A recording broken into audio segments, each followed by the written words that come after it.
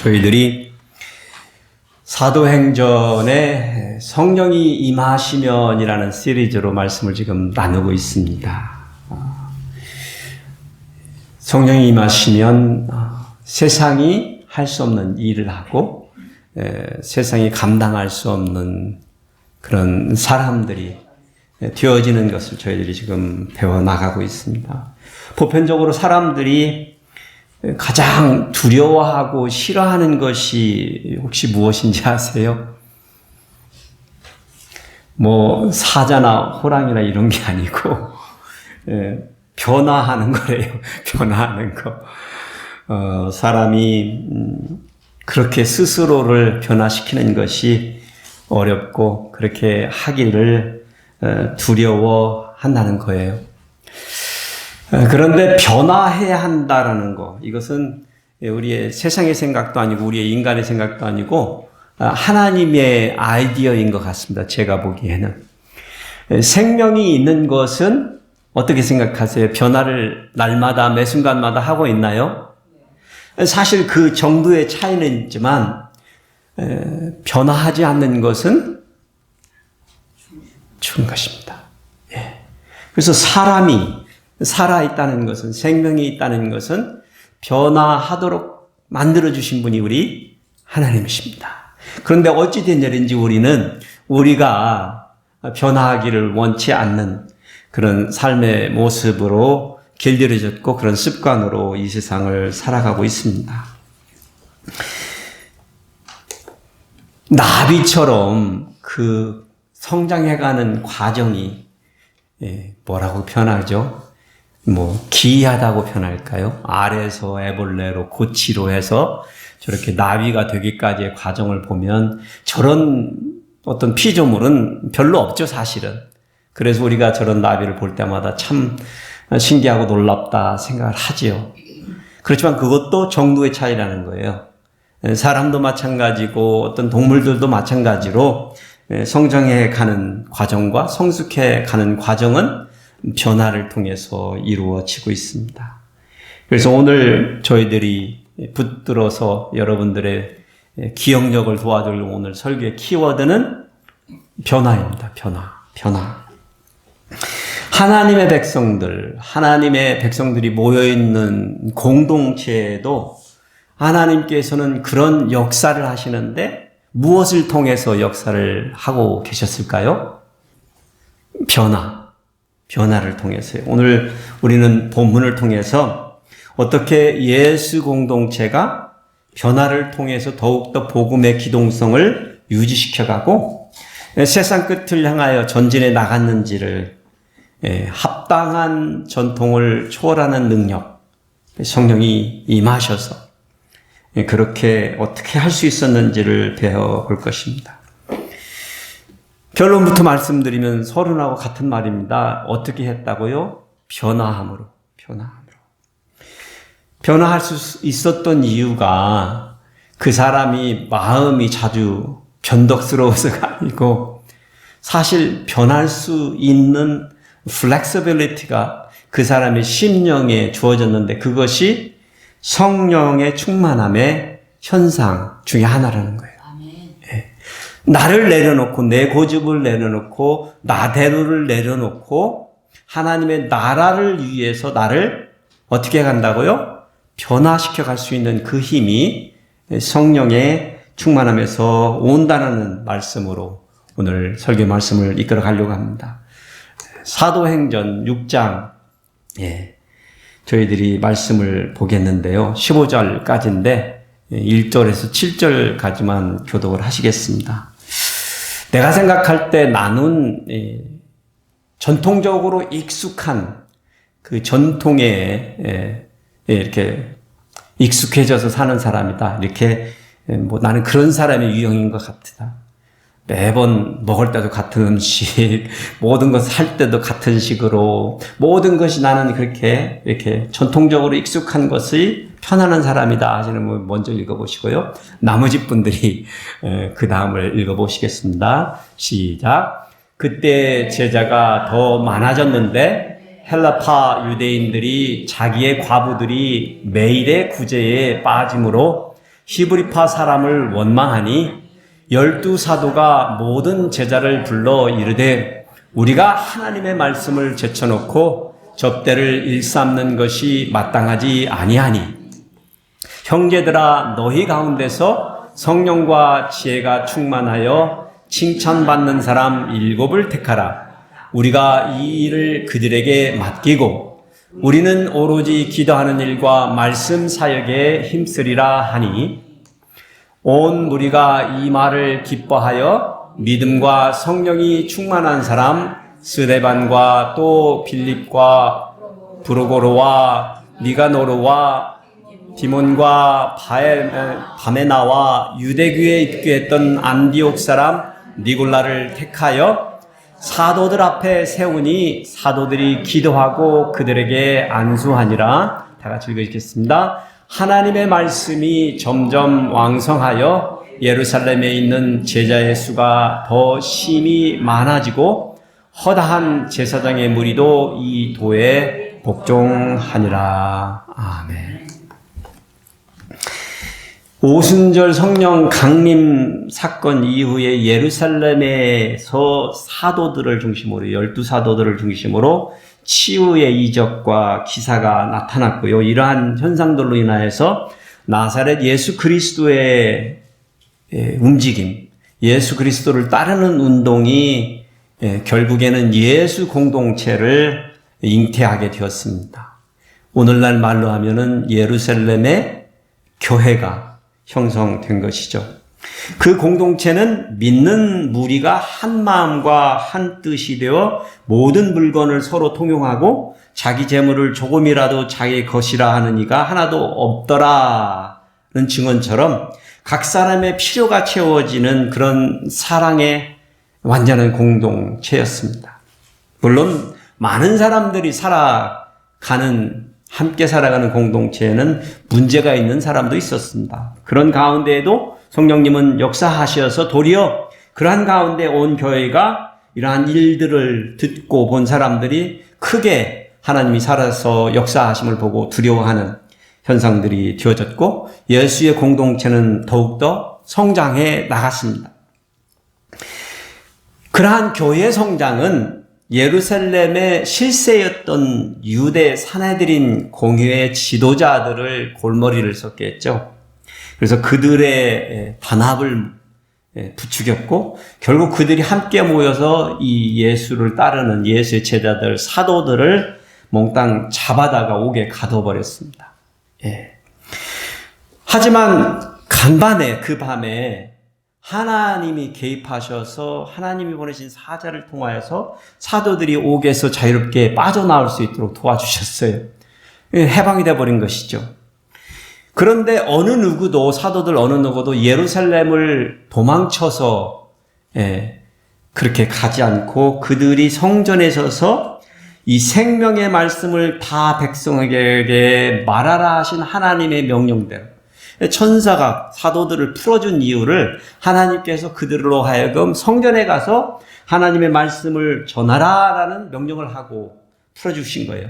제자들이, 사도들이 전부 다 그렇게 성전에 가서 말씀을 전한 거예요. 그러니까 어떻게 생각하면 호랑이 입속에 들어가서 말씀을 전하고 있는 것이죠. 그렇죠? 도망간 게 아니고 해방된 것도 아니죠. 감옥에서 나왔을 뿐이지 지금 예루살렘 성전이 있는 그곳에서 그렇게 사도들이 그랬다는 거예요.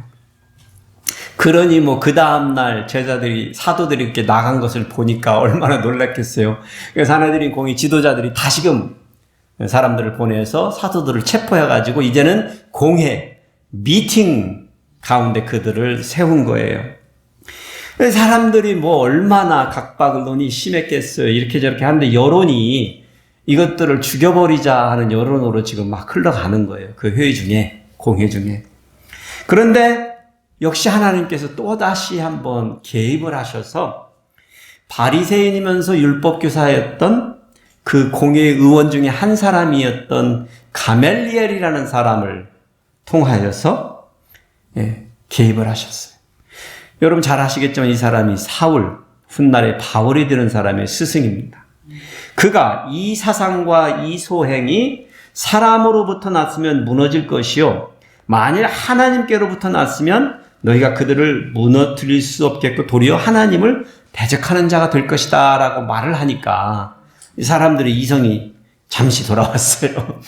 그럼 죽여서는 안 되겠구나. 그래가지고 사도들을 채찍질을 한 거예요. 채찍질을. 뭐 40에서 하나를 빼는 39대를 때렸다고 하는데 하여튼 그런 기록은 자세히 안 나와 있으니까 그런 어떤 전설에 의해서 그런 말을 하는 것 같고 하여튼간 그렇게 해서 예수의 이름으로 말하는 것을 하지 말라라고 협박하고 풀어준 거예요. 그러니 사도들과 제자들은요, 그렇게 닥친 고난과 환난과 그런 핍박을 통해서 도리어 예수 그리스도의 이름을 위하여 능욕받는 일, 고난받는 일로 인하여서 본인들이 합당한 사람이라는 것, 예수 그리스도의 합당한 제자라는 것에 기뻐하는 현상들이 벌어졌겠죠. 예. 그러니 뭐 날마다 성전에 있는 집에 모여서 예수 그리스도를 가르치고 전도하기를 그치지 않았다는 것입니다. 예. 그렇습니다. 세상의 핍박과 환난은 도리어 사도들을 예수 그리스도의 이름을 위하여 순교를 각오하고 죽기까지 전도할 수 있는 사람들이 되어졌도록 기폭제가 되어졌습니다. 그러니 예수 공동체는 그 수가 날마다 더해져서 커져갔던 것입니다. 여기까지가 오늘 본문 내용의 뒷배경입니다. 예. 오늘 본문에서 그렇게 성장을 하던 예수 공동체 내부에서 발생한 한 가지 문제를 고발해주고 있습니다. 예수 공동체는 갑자기 성장하고 커지는 이 문제로 인하여서 눈코 뗄 수 없이 바빠진 것입니다. 그러니 열두 사도들이 말씀을 전하는 일과 함께 공동체에 들어온 가난한 사람들, 소외된 사람들을 돌보는 일을 함께 감당할 수 없는 지경에 이르렀던 것인 거예요. 이 열두 사도들이 뭐 힘닿는 대로 열심히 사역들을 감당해냈지만 역부족이었던 것이죠.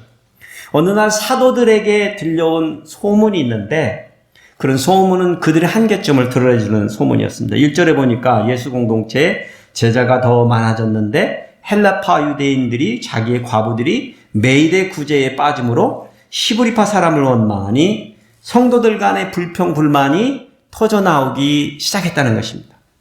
예루살렘 교회는 실은 다민족 교회로 시작이 되었습니다. 그렇지만 또 예수님의 12 제자 사도들이 거의 다가 히브리파 출신의 유대인들이었기 때문에 초기 예루살렘 공동체의 주류는 유대 문화였고 유대 히브리파 사람들이 다수를 차지하고 있는 표면적으로는 유대인들, 히브리파인들의 공동체, 교회였던 것입니다. 그런데 그 다음으로 큰 사람들의 무리가 있었다면 그 사람들은 헬라파 유대인들이었던 것이죠. 그러니까 다수가 있는 사람들과 그 다음 수가 있는 사람들 간의 갈등이 빚어진 거예요. 왜냐하면 자기 파, 헬라파, 그리스파 유대인들이 과부들이 배급을 받는데 구제 배급을 받는데 받지 못한 상황들이 여기저기에서 나타난 것이죠. 이러한 현상을 저자 누가는요 1절에 그때 제자가 더 많아졌는데 라는 말을 기록해가지고 이게 누군가 인종차별을 하려거나 아니면 누군가가 소수를 차별하려고 해서 생긴 것이 아니라 이해가 되셨나요? 누군가가 일부러 헬라파 과부들을 골탕 먹이려고 어렵게 하려고 그 사람들을 일부러 빼거나 아니면 안 주려고 하거나 그런 마음을 가지고 한 것이 아니라 예수 공동체의 갑작스러운 성장으로 인하여 나타난 구조적인 문제라는 것을 말해주고 있습니다. 예. 헬라파 유대인들에게서요, 그들은요, 그 불공평성, 그렇죠. 받지를 못했으니까. 불만이 불거져 나올 만한 것이죠. 그런데 당연히 그들은 히브리파 지도자들이 많으니까 그들을 향하여, 그 사람들을 향하여 불평, 불만을 쏟아냈고, 예, 그러한 문제점은 리더십들에게는 당연히 해결되어야 될 문제가 되었던 것입니다. 오늘 우리는 이 본문을 바라보면서 어떻게 12 사도들이 이 문제점을 해결해 나갔는지를 바라볼 것입니다. 첫째로 우리들은 사도들이 자신의 한계점을 인식을 하고 새로운 것을 만들었다는 것을 볼 수 있습니다. 사실 많은 경우에 사람들은요, 문제를 처음 발견하면 가시적으로 드러나는 현상을 문제점이라고 여기거나 아니면 그것이 누가 그렇게 그런 문제를 만들었는지에 대한 것에 집착하는 경향을 보입니다. 어쩌면 사도들도 그렇게 쉽게 헬라파 과부들을 멸시하고 과시하고 괄시하고 그들에게 배급을 제대로 주지 않은 사람이 누구인지를 찾으려고 하는 시도를 했다면은 그 결과는 아마도 우리가 알지 못하는 다른 방향으로 흘러갔었을 것입니다. 그런데 사도들은 다르게 생각했습니다. 이것은 누가 누구를 잘못해서 생긴 문제가 아니라 분배 불균형의 문제는 단순히 불공평성의 문제가 아니라 구조적 문제라는 것을 알았던 것입니다. 이것이 굉장히 중요합니다. 공동체의 일손이 부족하니까 공급이 항상 모자라는 경우라면 받는 사람들 입장에서는 늘 받지 못하는 현상이 불공평하게 존재할 것이기 때문입니다. 사도들은 이것을 자기들이 안 거예요. 자신의 한계를 안 거예요. 자기들이 말씀을 제쳐놓고라도 구제사에게 뛰어들어서 감당하려고 하지만 12사람으로는 이 일을 감당할 수 없었다라는 것을 먼저 인식했던 것이죠. 그런데 사실 2절에서 제자들을 모아놓고 사도들이 한 말을 유심히 귀 기울여 보면 그들이 이 문제의 root cause가 뭐라고 생각하는지를 그 답이 들립니다. 우리가 하나님의 말씀을 젖혀놓고. 그러니까 신기하죠. 이 과부들을 돕는 구제하는 사역이 필요 사역이기 때문에 거기를 집중하기 위해서 그 일을 감당하기 위해서 하다 보니까 하나님의 말씀의 사역을 제쳐놓고 했단 말이죠. 우선 급한 일에 불 꺼야 되는 일을 감당해야 하니까 그랬는데 사도들이 생각하기에 불평불만이 왜 벌어졌다고요? 하나님의 말씀을 제쳐놨으니까. 사도들이 자기들이 감당해야 될 자기들만 할 수 있는 주사역, 이것을 저희는 임의로 여기에서 필수사역이라고 하는 단어로 쓸게요. 필수사역. 사도들이 하지 않으면 할 수 없는 사역. 그것을 제쳐놓고 과부들을 구제하는 중요한 필요사역을 담당했을 때 벌어진 현상이라는 것이죠. 그러니 자신들이 자신들의 주사역을 하지 아니하고 필요한 사역의 모든 것을 역량을 소비했을 때 나타나는 현상은 정상적인 현상이 아니었다는 것을 알게 된 것입니다. 그들이 100% 구제 사역에 뛰어들었어도 그 일을 감당할 수 없었다는 것입니다. 효율적으로 100%의 불평불만을 없앨 수가 없었을 것입니다. 구제의 분배가 공평하게 이루어지지 않았고, 그리고 소수였던 헬라파 과부들은 여전히 배급을 받지 못하는 불상사가 벌어졌을 것입니다. 그러니 예수 공동체에 분열의 위기가 온 거잖아요. 히브리파와 헬라파 유대인들이 서로 대립하며 불평불만을 서로 손가락질을 하니까, 누가 잘못이다라고 말을 하니까. 그런데 사도들은 이것이 자기들이 하나님의 말씀을 제쳐놓고, 그런데 여기에서 우리가 깨달아야 될 것은 사실 과부들을 구제하는 일, 가난한 사람들을 돌보는 일이 중요하지 않다라고 말하고 있지 않다는 것을 깨닫는 게 중요합니다. 사도들은 자기들의 필수 사역인 하나님의 말씀을 다루는 일, 그리고 또 필요 사역인 예수 그리스도의 공동체의 필요 사역인 과부들과 가난한 사람들을 돌보는 구제하는 일을 양제택일을 해서 어느 한 가지가 중요하니까 어떤 한 가지를 하지 말자라고 말하고 있는 것이 아니라, 그들이 진단하고 있는 것은 이것을 균형 있게 붙잡아가야 하는 것이라는 것을 말하고 있는 것이에요. 사도들을 대신해서 하나님의 말씀을 다룰 수 있는 사람들이 없었기 때문에 과부들을 구제하는 사역을 위해서 또 다른 일이 필요한 것을 깨달은 거예요. 또 다른 대안이 필요했던 것이죠. 그러니까 사도들이 형제들아, 3절에 이렇게 표현하죠. 너희 가운데서 7을 택하라. 우리가 이 일을 그들에게 맡기리라 라고 한 것입니다. 그런데 사실 우리는 이 성경 구절을 읽을 때 많은 부분에 있어서는요, 여러분이나 저희가 그냥 당연하게 뭐 그러면 되지, 그랬구나, 이렇게 이야기를 흘러가고 그렇게 읽어가는 것이 아주 자유롭습니다. 근데 잘 생각해 보세요. 어떤 공동체가 운영이 됐고 12사도들, 예수 그리스도의 공동체 안에서 12사도들이 있는 조직 안에서 또 다른 7명의 직분자들을 있는 직책이 아니라 없던 직책을 만들어야 되는 것을 결정하는 이 일은 오늘날 공동체에서 쉽게 결정하나요? 할 수 있는 일인가요? 쉽지 않아요, 사실은. 예. 많은 교회들이 사실은 하지 못하고 있어요. 그냥 개척교회 때 시작한 그 모습 그대로 그냥 주기장창 갈 수밖에 없는. 왜냐하면 그것이 우리가 알고 있는 어떤 전통이에요? 합당한 전통이기 때문에 그렇습니다.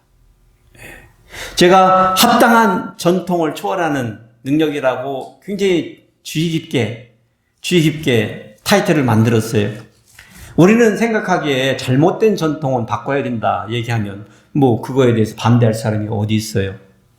그렇잖아요. 잘못된 건데 바꿔야지. 그렇지만 합당한 전통은 어떻다고요? 바꿀 이유가 없잖아요, 사실은.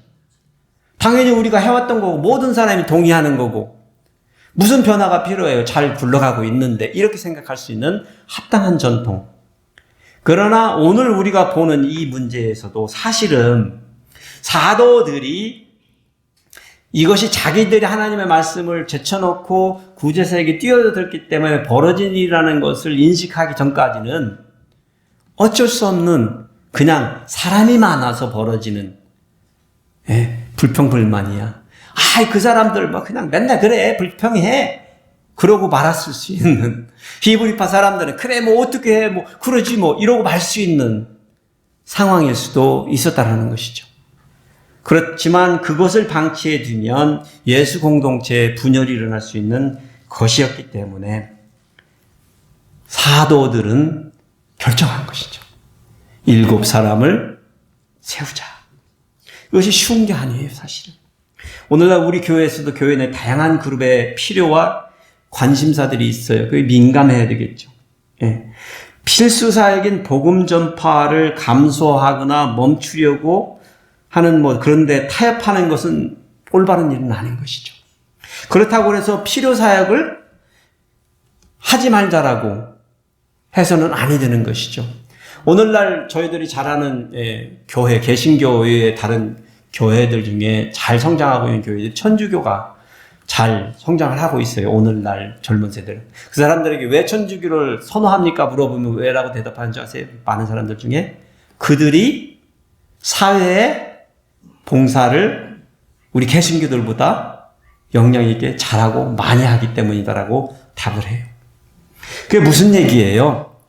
사회에 환원하는 이러한 일들을 함으로 인하여 결과적으로 나타나는 현상은 예수 그리스도의 이름이 전파되는 일이라는 것을 우리가 보는 것이죠. 그러니 총체적으로 우리가 전도하고 선교해야 되는 필요성을 보게 되는 것입니다. 사도들은 이것을 이미 알고 있었던 것이죠. 그러니까 필요사역을 줄이자 한 것도 아니고 구제사역을 없애자 한 것도 아니고 그것을 할 수 있는 것을 간구하는 것이죠. 어떤 일을 하다 보면 우리가 할 수 없으니까 하지 말자고 하는데 사실 우리는 고심하고 해야 할 일은 뭐냐면 해야 하는 일이라면 우리가 해야 하는 필수사역이라면 우리가 해야 하는 필요사역이라면 지금 현재는 우리가 할 수 없어도 우리 능력으로는 할 수 없어도 우리 실력으로는 할 수 없어도 어떻게 해야 된다고요? 할 수 있을 수 있도록 우리를 변화시켜 가는 일이 우리가 성령에 충만한 사람들의 모습이라는 거죠. 이대로 그냥 해왔던 거 하다가 말자는 생각이 아니라 복음을 전하는 이 필수 사역을 우리는 컴프로마이즈 할 수 없습니다. 그렇다고 세상을 향하여 가난한 자, 약자 도와야 될 일과 사회에 환원하는 이러한 사역들을 포기해서도 아니 되는 것이죠. 왜냐하면 예수 그리스도의 이름을 믿지 않는 사람들은 그들이 예수 그리스도의 이름을 들을 수 있는 방법은 우리가 그들 앞에 나아갈 때, 그들이 예수 그리스도를 들을 수 있도록 그들과 함께 해줄 때 벌어지는 상황이기 때문에 그렇습니다.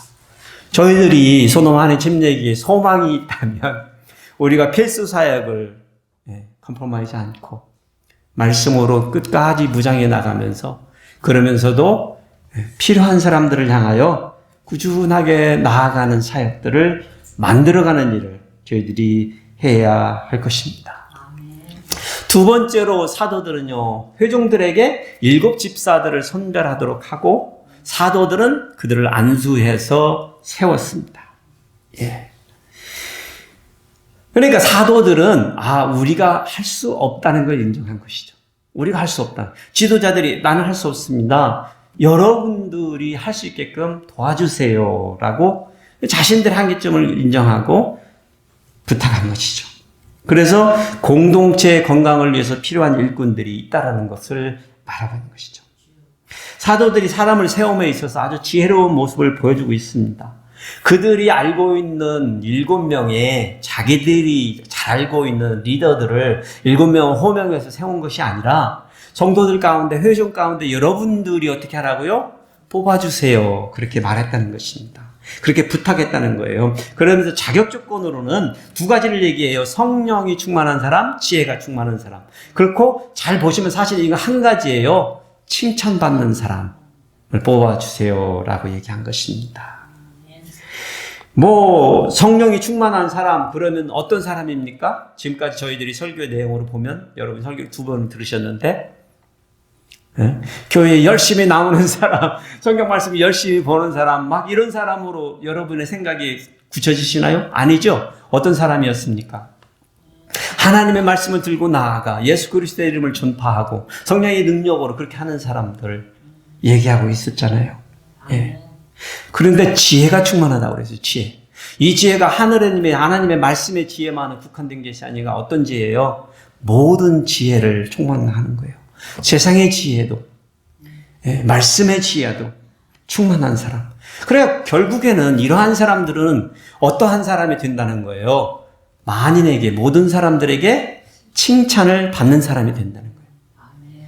교회에서만 인정받는 사람이 아니라, 저는 이렇게 해석합니다. 교회에서만 인정받는 사람이 아니라 세상 사람들에게도 칭찬받는 사람을 말하고 있다라고 저는 생각합니다.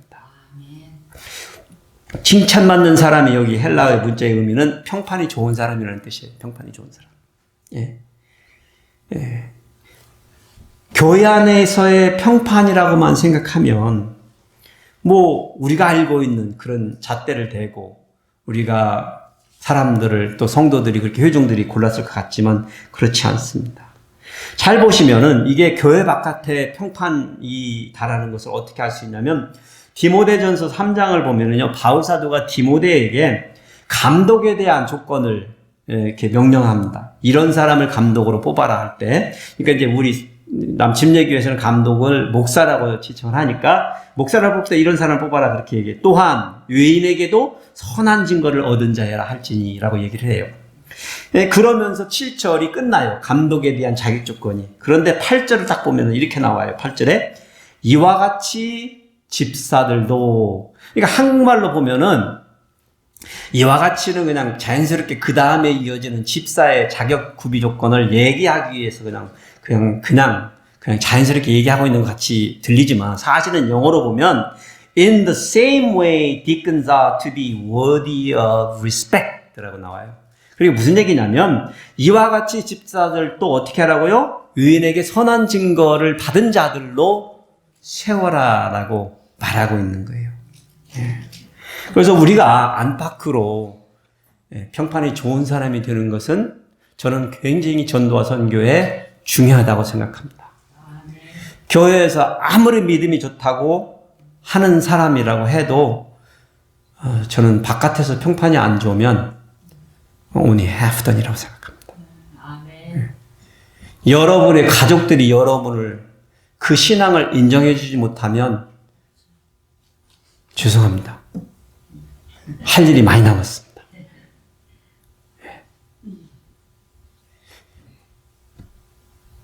제가 목사 안수식에 어떤 목사님의 안수식에 참여를 했는데 안수식이 끝나고 식당에서 같이 밥을 먹는 그분들하고 몇몇 목사들이 있는데 그분이 뭐 안수 받은 목사님이 그러는 거예요. 자기 형이 자기에게 한 말을 야, 네가 목사가 되면 이런 말을 했다는 거예요. 저는 그런 사람은 목사 안수 받으면 안 된다고 생각합니다. 네. 저희들 믿음의 신앙의 잣대가 예수 그리스도를 아는 사람들이 잣대를 들이는 것도 중요하지만 세상 사람들이 인정할 수 있는 부분도 너무나 중요합니다.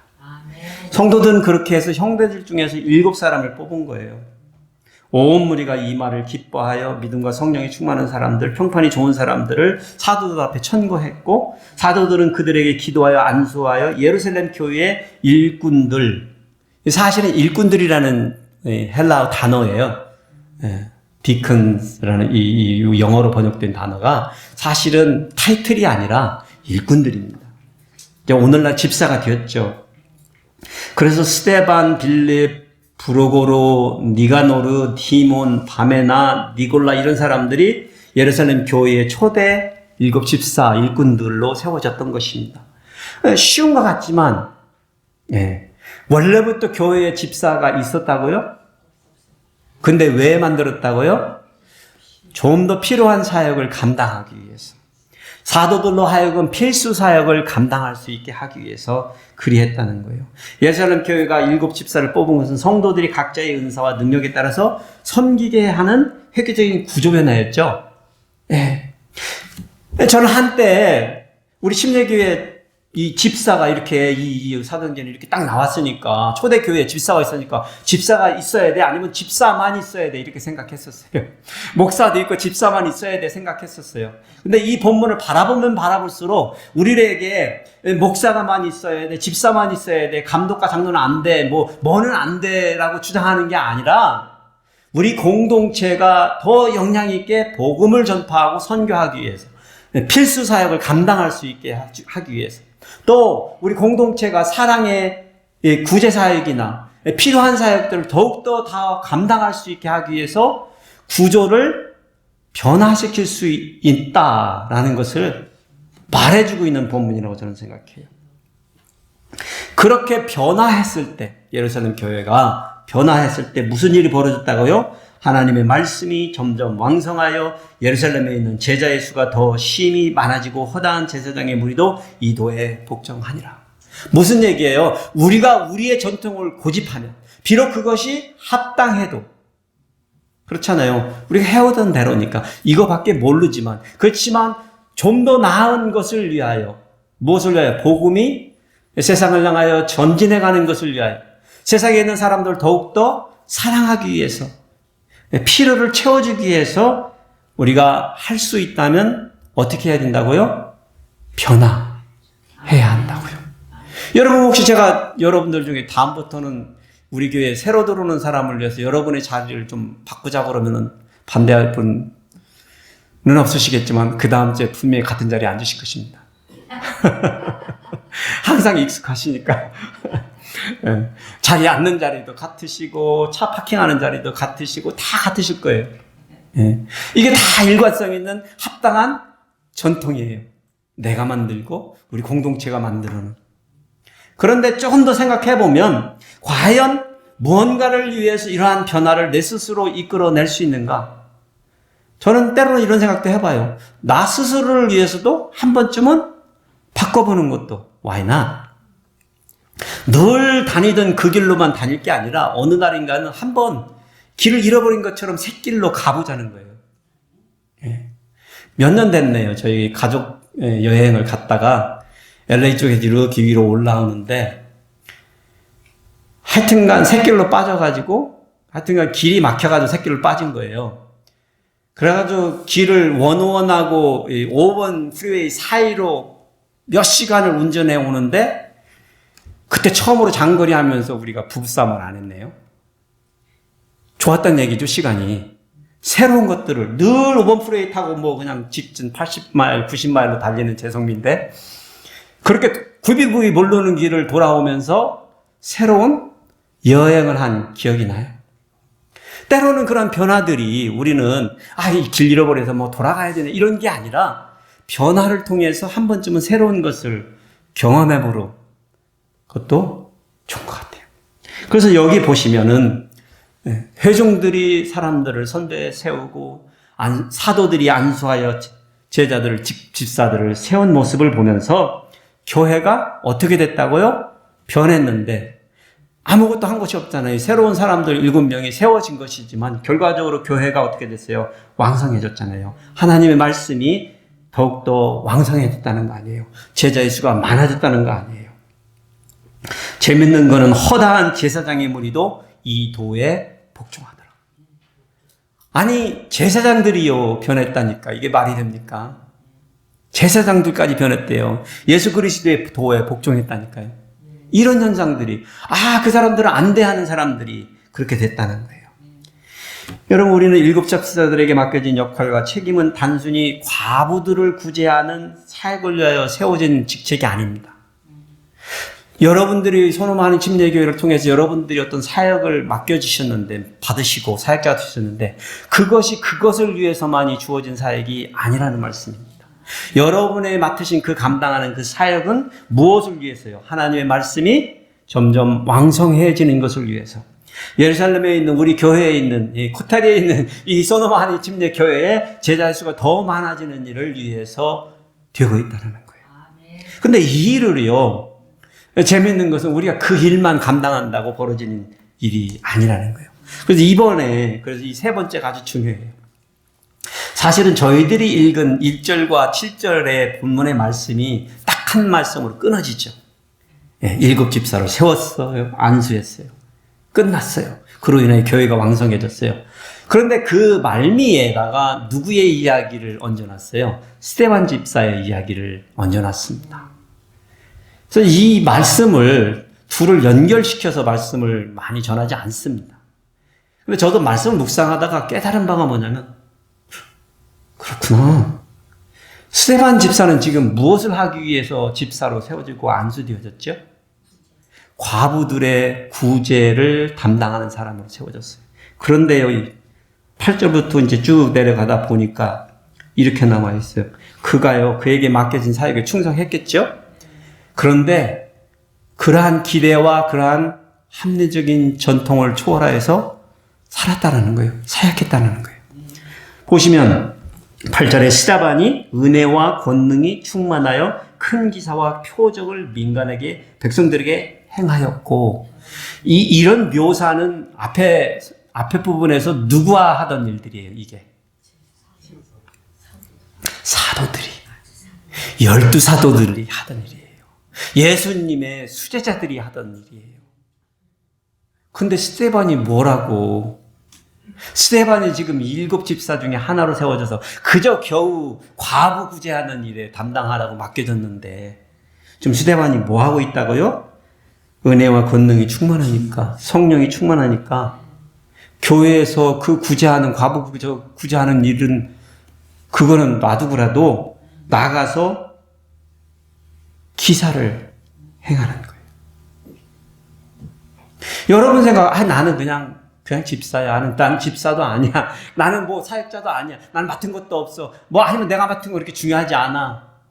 그리고 어떻게 생각하면 여러분들은 그 일을 위해서 여러분이 교회에 세워졌다고 생각할 수 있지만 아니라는 거예요. 아니라는 거예요. 스데반은 하나님의 말씀으로 예수 그리스도의 이름을 전하는 일을 기억해낸 거예요. 비록 그가 과부들을 그들에게 쌀 나눠주고 밀가루 나눠주는 일로 부름을 받은 사역자가 되었지만 그것은 교회에서의 공동체를 세워나가는 한 역할이었을 뿐 그것은 교회에서의 무슨 사역이에요? 필요 사역이었죠. 필요 사역. 그런데 그를 부르시고 제자 삼아주시고 집사 만들으신 하나님의 부르심, 그에게 주신 필수 사역이 있다는 거예요. 필수 사역이. 여러분 예수 그리스도의 필수 사역이 무엇일 것 같으세요? 네? 예수 그리스도의 이름을 복음을 통하여 전하는 일이. 이거는 사도만이 하는 일이 아니고 제자들만 하는 일이 아니고 모든 사람에게 주어진 필수사역. 필수사역. 사실은요, 교회 내에서 그런 일도 있었을 수도 있어요. 스데반이 그러고 다니니까, 이거. 그랬을 거 아니에요, 사람들이. 사도들이나 하는 일을 집사가 그러고 다니면 또 그런 사람도 있었을 거 아니에요, 세상 일이니까. 물론 본론은 그런 얘기 다루지도 않아요. 중요하지도 않으니까. 세상적으로 보면 그럴 수도 있어요. 그렇지만 중요한 거는 스데반이라는 사람이 자기가 해야 할 필수 사역이 뭔지를 알고 있었다는 거예요. 일개 집사지만. 스데반이요, 회당이나 길거리에서 이방 사람들을 대상으로 복음을 전파하니까 사람들이요, 그 사람들이 와가지고 집사니까 하나님의 말씀을 가지고 논쟁을 벌이는 거야. 지가 알면 얼마나 알까 하고 그랬을 거 아니에요. 예.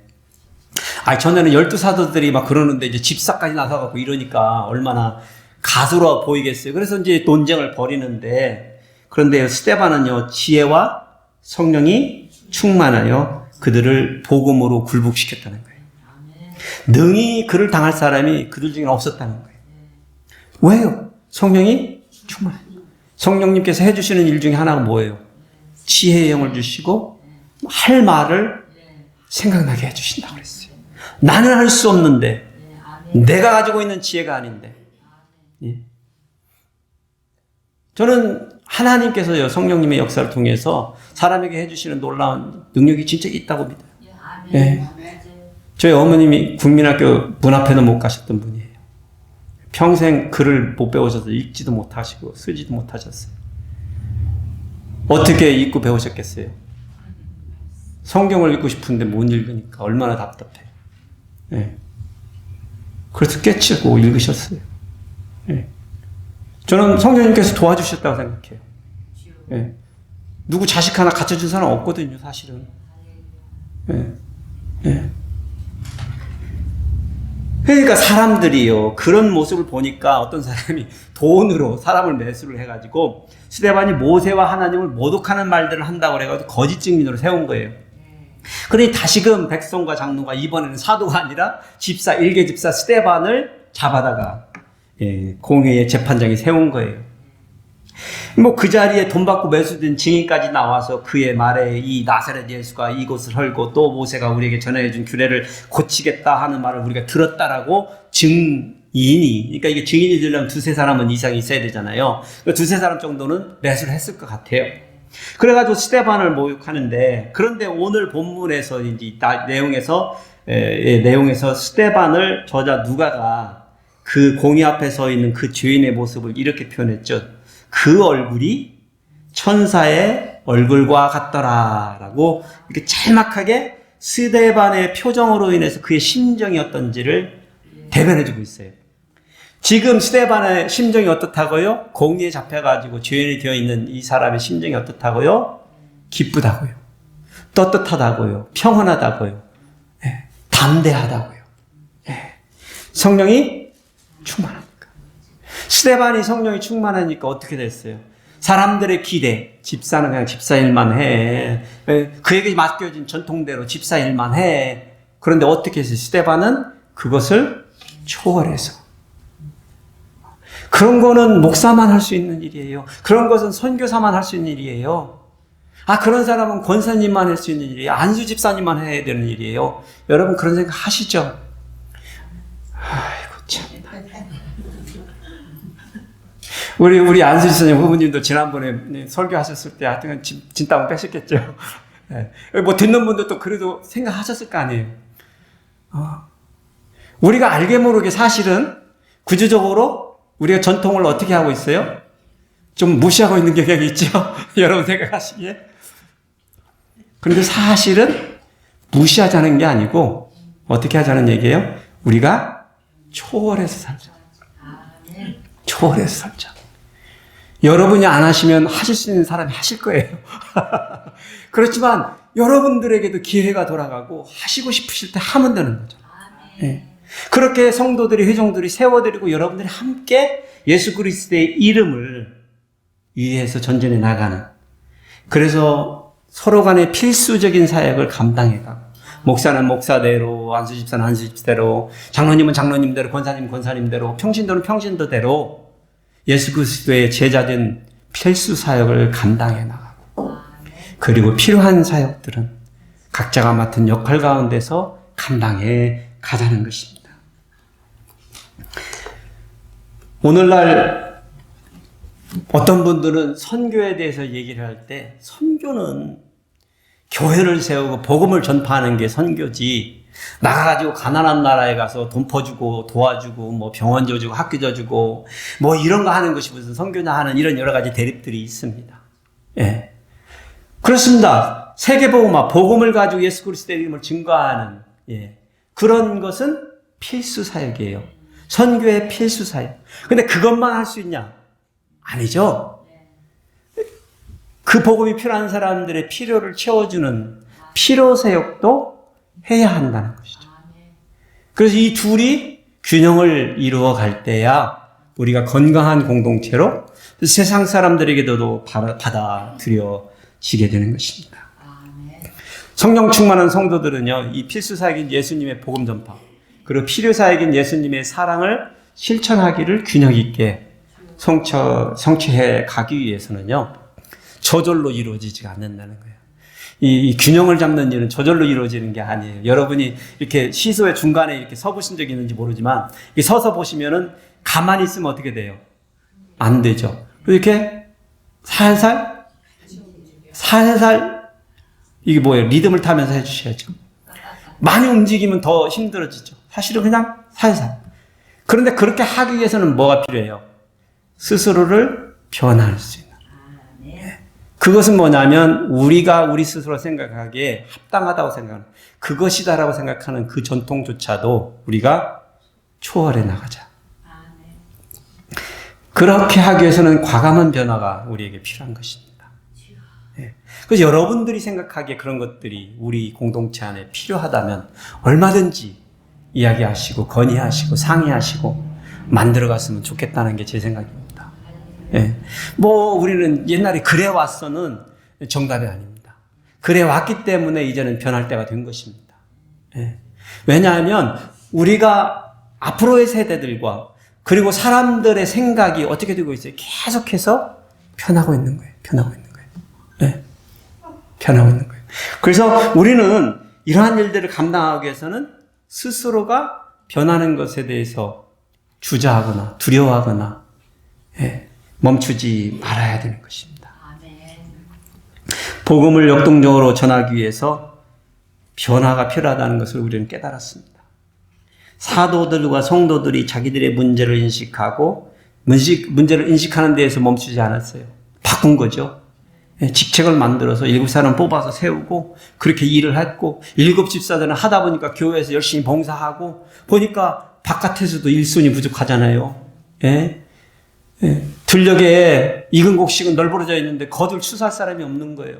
집사들도 가서 예수 그리스도의 이름을 전파하는 스데반의 모습은 그에게 주어졌던 어떤 기대와 어떤 합당한 전통을 뛰어넘는 일을 감당했던 것입니다. 저는 우리 소노마 한해치유역의 성도님들은 옛날에 방한퉁수라는 말이 있었죠. 방한퉁수라는 말 들어보셨어요? 방에서만 소리를 내는 퉁소. 못 들어보셨어요? 그래요? 이게 시골에서나 있는 말인가? 방 안에서만 소리를 내는 퉁수라는 말이 있어요. 저는 여러분들이 교회에서만 소리 내는 퉁수가 아니 됐으면 합니다. 아니 됐으면 합니다. 나가셔서 우리가 유지해야 되는 이 공동체 안에서 맡은 역할들을 감당해 주시는 것은 제가 바라는 바지만, 그것은 우리 공동체에 주어진 필요 사역입니다. 그렇지만 저와 여러분에게 주어진 필수 사역은 예수 그리스도의 이름을 들고 어디로 나가는 거예요? 우리를 보내신 선교지로 가서 영향 있게 사는 것입니다. 그러한 것들을 돌아보면서 변화할 수 있는. 오늘 내가 이렇게 살아왔는데 한 번쯤은 일탈해보는. 제가 숙제 하나 드릴게요. 이번 주에 사시면서 복음을 들고 나가서 전하라고 제가 도전하진 않겠어요. 그런데 그냥 사시면서 이대로 평생 동안 아니면 몇 년 동안, 몇십 년 동안 살았는데 이번 주, 한 주 사시면서 한 가지만 좀 일탈을 좀 하고 오시기 바랍니다. 전에 하지 않았던 방식대로 뭔가를 한 가지씩만 좀 해보시고 그 기분을 경험해 보시고 오시기 바랍니다. 예. 변화하는 것이 그렇게 나쁜 것은 아닙니다. 예. 내 생각을 바꾸는 것이 그렇게 어렵고 불가능한 일은 아닙니다. 근데 그 일이 예수 그리스도의 이름을 위한 일이라면, 세계 복음화를 위한 일이라면 필요하겠지요. 예. 그러한 적극적인 어떤 열정을 가지고 성도된 삶을 찾아나가시는 저와 여러분이 되시기를 축복해 드립니다. 기도하시겠습니다. 아버지.